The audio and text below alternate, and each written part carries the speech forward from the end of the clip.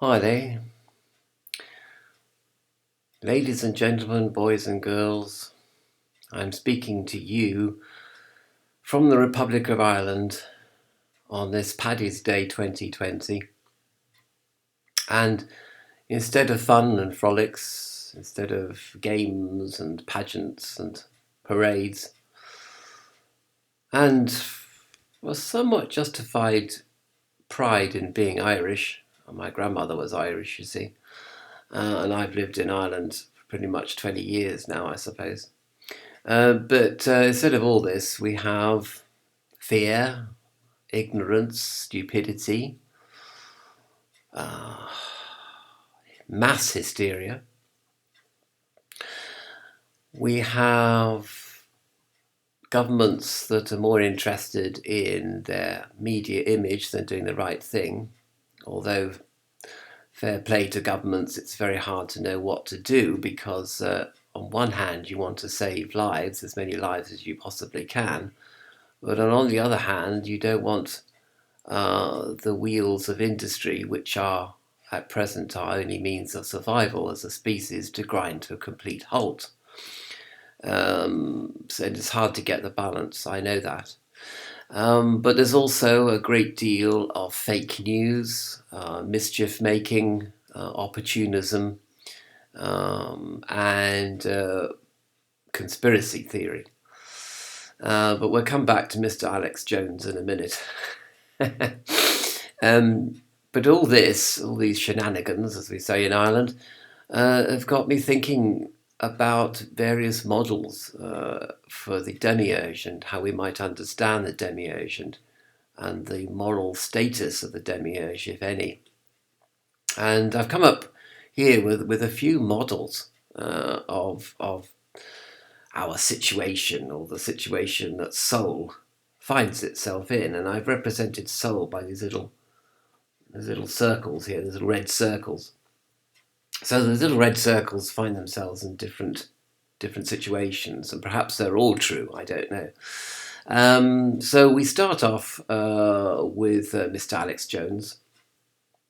Mr. Jones lives in a very grim world where evil is stronger than good, at the moment anyway. But certainly evil is very much stronger than good at the moment. And the world as it is this prison, castle, whatever. And there's the Demiurge, who is the evil emperor, sitting on his throne here. And he is served by an evil elite who have sold their souls literally to the devil. And this explains why, well, this whole model actually explains why good things seem to happen to bad people, and bad things seem to happen to good people. And the good folk are imprisoned by the evil emperor. And Mr. Jones is one of the good folk, and he finds evil things happening to him and obstacles and difficulties in his life. And so therefore, it's who to blame. Now, a lot of people will say, well, this is actually quite close to the Gnostic view, that the soul, the good soul, is trapped under the sway of this evil emperor. And he and his agents, do evil things to the good folk. Now, this is certainly the world in which Mr. Jones lives. I suppose the only hope that he has is that if sufficient people become aware of the situation, there'll be a jailbreak. But what they don't understand is that they'll break out of this prison. They'll find themselves in yet another prison of their own construction. And not only that, but one of these good folk will become the next evil emperor, served by an evil elite who have sold their souls in order to have good things happen to bad people.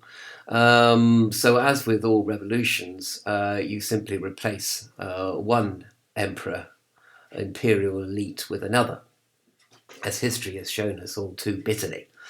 But I think that Alex Jones doesn't even really see that there will be a jailbreak.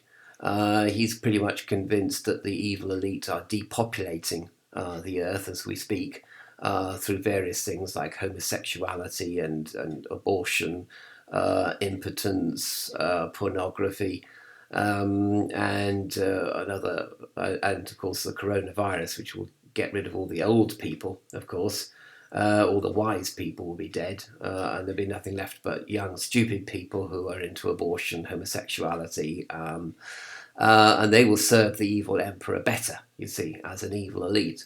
So he has this conspiracy, he has this massive conspiracy theory when he sees everything in this particular light. And no excuses and no exceptions, all SRP. So apart from the dangers of illogical thinking, or even thinking at all,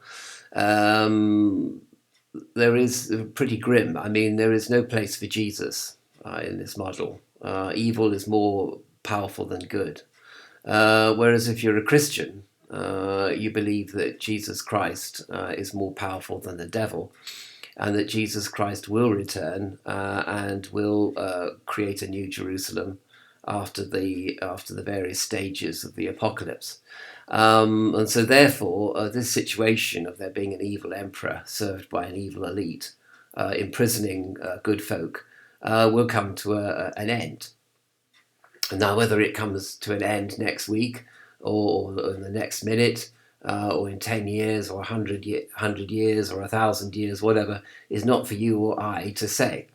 But it is going to happen. It is definitely going to happen, but we cannot say when. And neither can we make these things happen either by ourselves, because that would be sorcery, okay?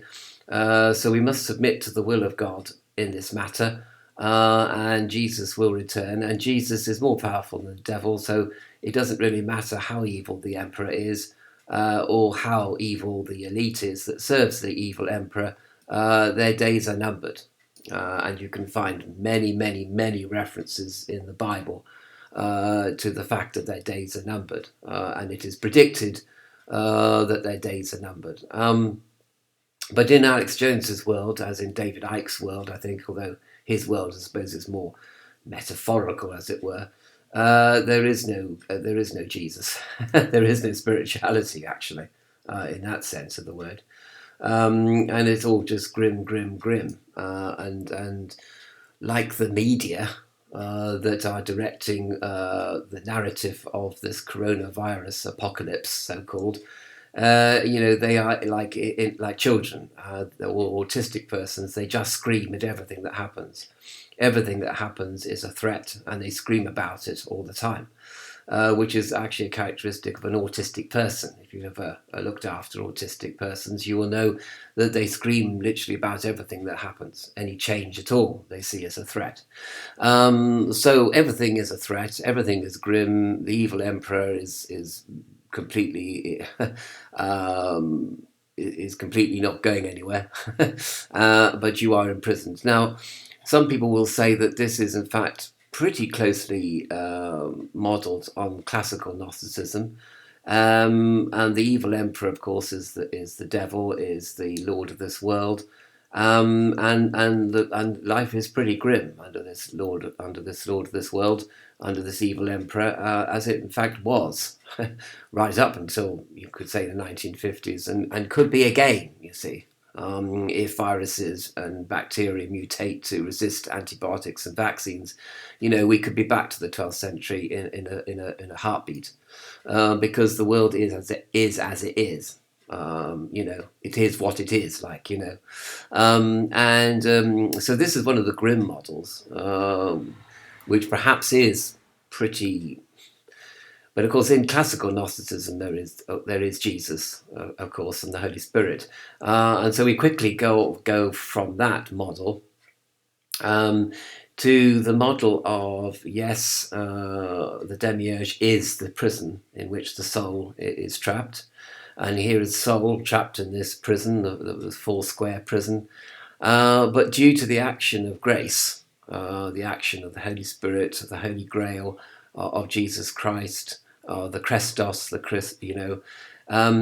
is possible and probable and inevitable that through grace the soul is rescued from this prison and taken out of this prison by helicopter over the prison walls, and the Holy Spirit is that helicopter, if you like, so this is a very, very hopeful model, and then the Demiurge will be without his souls. There won't be any prisoners left in the prison, and who cares then about the prison and the Lord of this prison? Who cares? We'll be out of here, and that's the main thing to bear in mind.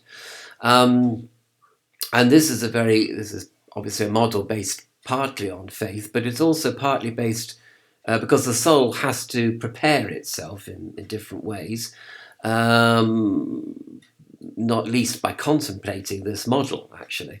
If you contemplate this simple model and you have faith in the work of Christ on the cross and the action of grace here and now, then this contemplation actually prepares the soul to look out for that helicopter that's going to come down and rescue you from the prison. Okay, so this is diametrically opposed to Alex Jones's model. Where even if you bust out of the prison, you're going to be no better off. But if you submit to the will of God and submit to the work of grace, the action of grace, then there would be no need to bust down any walls, and you won't replace one evil emperor with another. You really will be transcendent. You'll be out of here, to put it bluntly. So this is a very hopeful model. The other one we're going on to here now is that indeed the Demiurge is the prison, and this prison is prison which is space and time, more or less, really, and also reincarnation. So you see the soul starting off at the center, and you see it spiraling out of the prison through an evolution of consciousness, as it were. So despite all the things that are arrayed against us, all the forces that are arrayed against us, we evolve. Or perhaps it's the case that we evolve because of all the forces arrayed against us. And yet we are on a spiral journey, a spiral of light, if you like, and of evolution. And every time we reincarnate, we get a little bit wiser, a little bit more savvy, a little bit more knowledge. Is absorbed by us through our experiences in life, and we leave this prison through stages, through an evolutionary spiral process, as it were. So again, partly through our own efforts, and partly through the inevitability of this spiral. And this spiral represents a tendency. There's a tendency, you see, to spirituality which you can't stop. And I was going to talk about hysteria very briefly. You know, hysteria. Mass hysteria is like being on a train.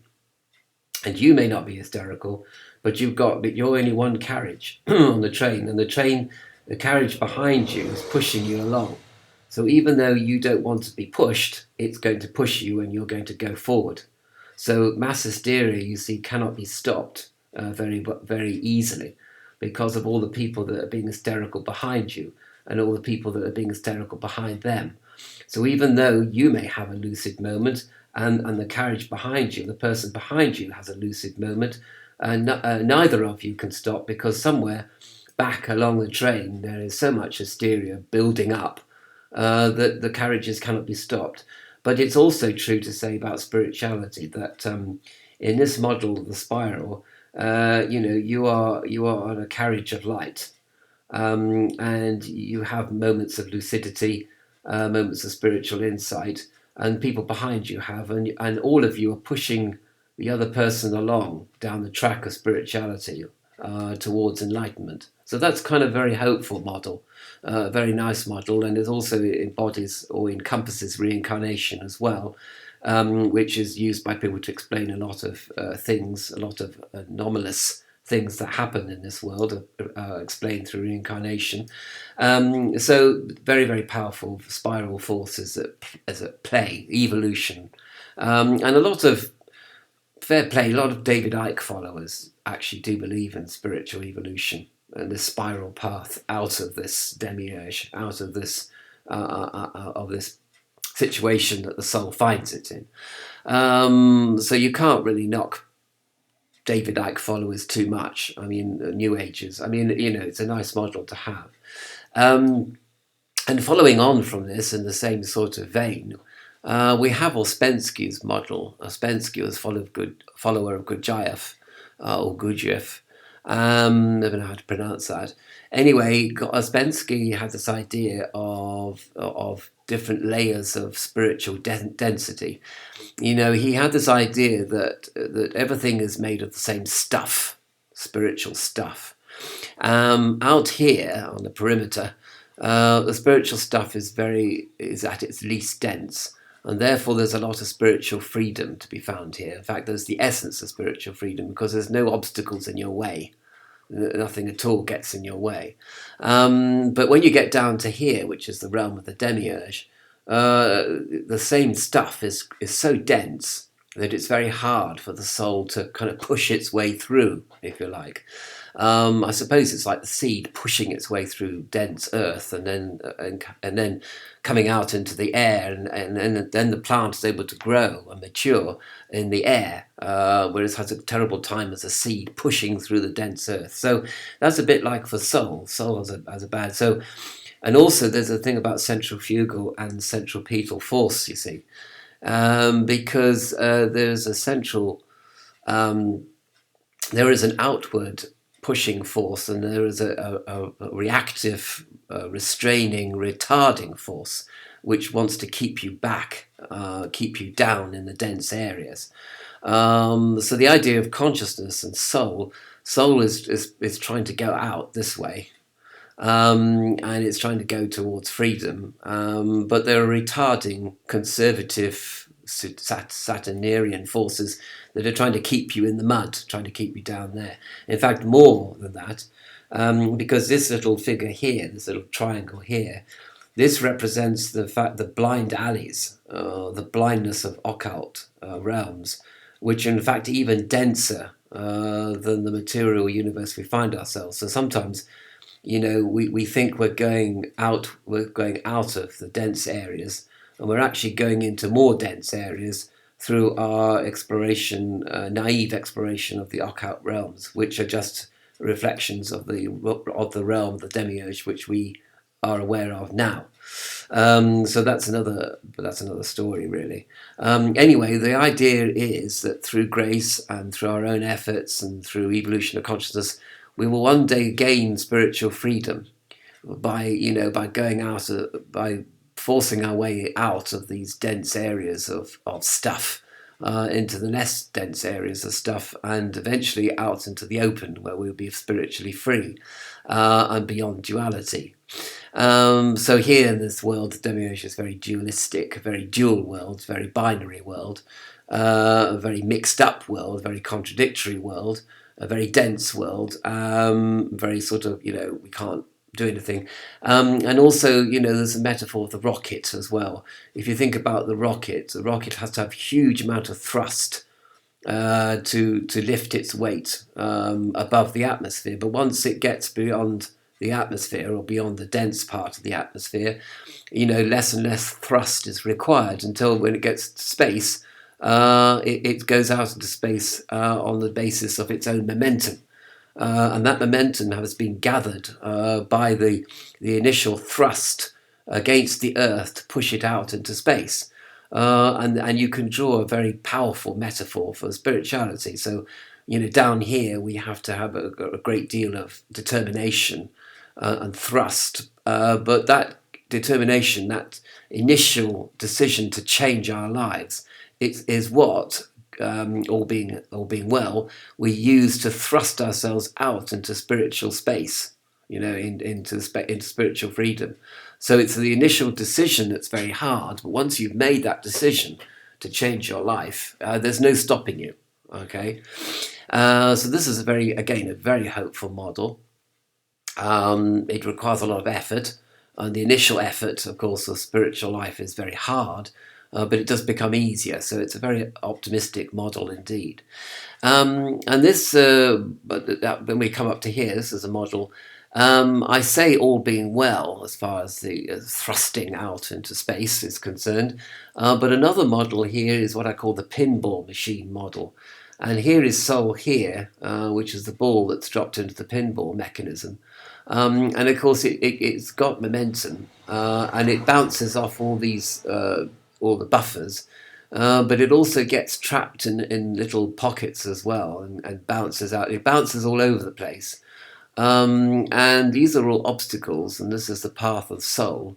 And as you can see, it gets bounced from one obstacle to another. And of course, you're going to say, well, the more obstacles it bounces off and the more pockets it goes in, the more points you get. And that's certainly true. If the soul just went straight through, you get 0 points. So I'm not quite sure how that how that metaphor. I don't really know how to explain that. But the point is that life is full of obstacles. But your soul is inevitably going out of here. It's going to encounter lots of obstacles along the way and distractions along the way. So that's quite an interesting model. And the final model that I have here is an interesting one. If you imagine a cinema and you've got your ticket and you've joined the queue, there's a gatekeeper, there's a bouncer on the door, and if you haven't got your ticket, then out you go. You have to leave the queue and you have to go and buy your ticket. And of course, the gatekeeper, the bouncer, is the Demiurge. And inside the theatre, of course, is the spiritual realms and the spiritual freedom, and the higher or true realms are to be found. But you only get in if you've got a ticket. Not quite sure what this ticket is. Maybe it's spiritual enlightenment or personal insight or self-knowledge or whatever it is. But you have to have the ticket, and the ticket represents the conditions which will allow you to enter the spiritual realm. And the Demiurge is simply there to stop people without the ticket from going in. So the Demiurge is just a gatekeeper. So the Demiurge, isn't evil in this model. It's just doing his job. He is what he is. He's just doing, fulfilling his role as gatekeeper. And there are many, many gatekeepers, obviously, as you go up the various temples and mansions of the mind of the Lord. In Kabbalah, we talk about angels being gatekeepers, and they keep the gates which you have to pass with the right password in order to ascend the various levels of the Kabbalah. And if you know anything about Kabbalah, you will know that's a pretty valid model as far as that's concerned.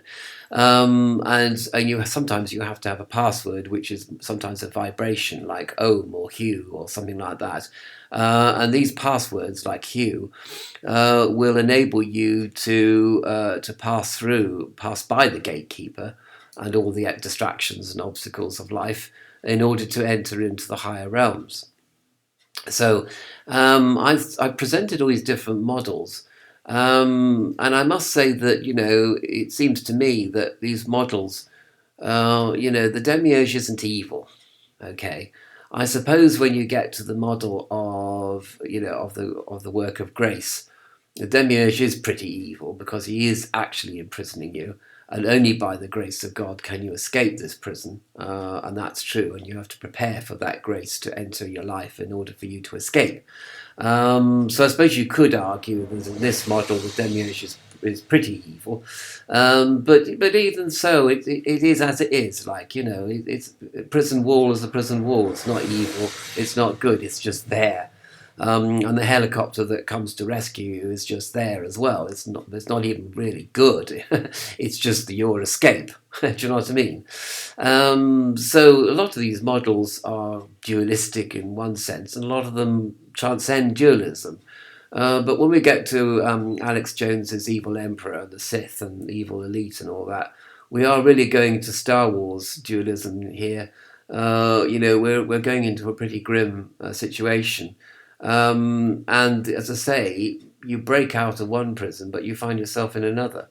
And you find yourself electing another evil emperor and another evil elite to serve that evil emperor. So you don't really get anywhere, I'm afraid. And Alex Jones can convince enough people to break out of the prison as much as he likes, but it isn't really going to be a prison breakout ultimately, you see. but they don't realize that until it's too late. And that's the problem there. It's not a spiritual solution. So which model would I say is the correct one, the right one? I really honestly don't know.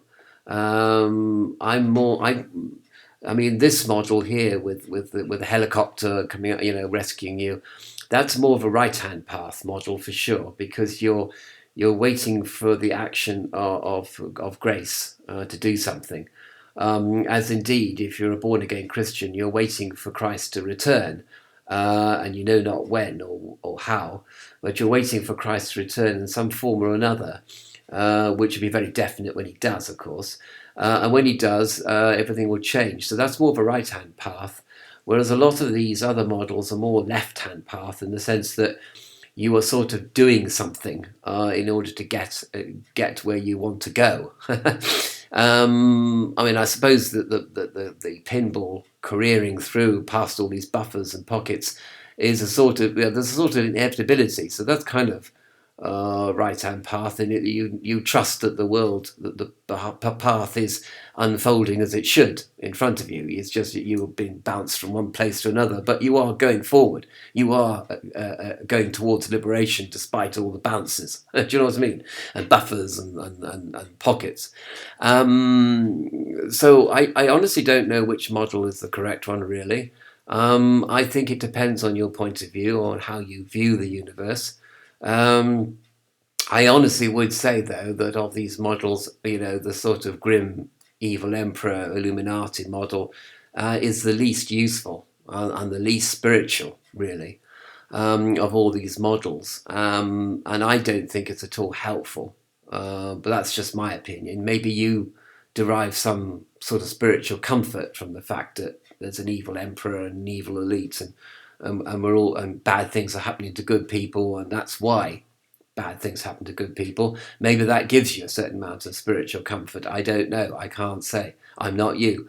But I just present all these different models, basically, in order for you to gain some sort of perspective, I suppose, on where you might be in your belief systems and what you might believe, and it might be helpful to you, especially if you might sort of think about maybe changing your perspective on spirituality, and maybe entering into another one of these models, which might suit you better than the one you currently are part of. And you're only part of these belief systems, because you've been influenced by somebody to be part of them, or because you've been brought up in a family who believes in certain models and not others. You haven't really decided for yourself, you see. So all I'm doing is presenting you with different models that you can choose from, perhaps. And of course, there may be other models that I haven't covered, and if there are, then please put them in the comments below. I'd be happy to contemplate further models that explain the soul and its relationship to matter, and to whether there are higher worlds and true worlds and false worlds and lower worlds. I would be interested to see what you have to say about it, really. But anyway, so on this Paddy's Day in 2020, and everywhere is completely dead, and the cities are dead, and there's no fun or frolics, and nothing to be had at all anywhere. There's no fun anywhere. It's all pretty grim, and I thought I'd just contemplate, perhaps the grimness of our situation, but also the hopeful part of the liberation of the soul from this grim situation that we find ourselves in, that soul finds itself in, and maybe there is a way out, and there are various different methods for liberating yourself, or for being liberated by a power that's greater than yourself.